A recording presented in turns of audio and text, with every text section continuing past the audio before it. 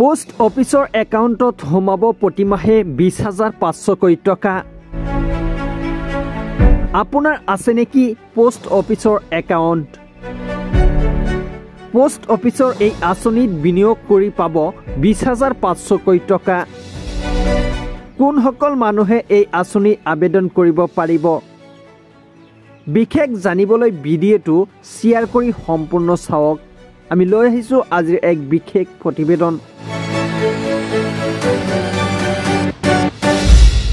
প্ৰায় প্ৰতিজন ভাৰতীয়ই ডাকঘৰত ধন বিনিয়োগ কৰাটো পচন্দ কৰে আৰু ইয়াৰ জনপ্ৰিয়তাৰ আটাইতকৈ ডাঙৰ কাৰণটো হ'ল ডাকঘৰৰ বিনিয়োগ অতি নিৰাপদ, কোনো ৰিস্ক নাই। কেৱল সেয়াই নহয়, ইয়াত বিনিয়োগ কৰিলে কম সময়ৰ ভিতৰতে ধনী হ'ব পাৰি। ইফালে ডাকঘৰৰ বিভিন্ন গ্ৰাহকৰ বাবে বিভিন্ন আঁচনি, সেইবাবে জ্যেষ্ঠ নাগৰিকসকলৰ বাবেও বিভিন্ন ভাল আঁচনি আছে। কিন্তু এটা আঁচনি আছে য'ত তেওঁলোকে মাহে 20,500 টকা পাব পাৰে। সেই আঁচনিৰ বিষয়ে জানো আহক। আচলতে বৃদ্ধ বয়সত সেৱা জীৱনৰ পৰা অৱসৰ লোৱাৰ পিছত সকলো খৰচ কেনেকুৱা হ'ব তাক লৈ চিন্তিত হয়। ঠিক ডাকঘৰৰ এই আঁচনিখনে গ্ৰাহকৰ সেই চিন্তা সমাধান কৰিব, কাৰণ এই আঁচনিৰ পৰা জ্যেষ্ঠ নাগৰিকে মাহেকীয়া পেঞ্চন লাভ কৰিব পাৰে। আৰু আটাইতকৈ ডাঙৰ কথাটো হ'ল ইয়াৰ লগত কোনো বিপদ জড়িত নহয়। ইয়াক প্ৰস্তুত কৰা আঁচনিখন হৈছে ডাকঘৰৰ জ্যেষ্ঠ নাগৰিক আঁচনি, যিটো জ্যেষ্ঠ নাগৰিকৰ বাবে বহুত ভাল। আচলতে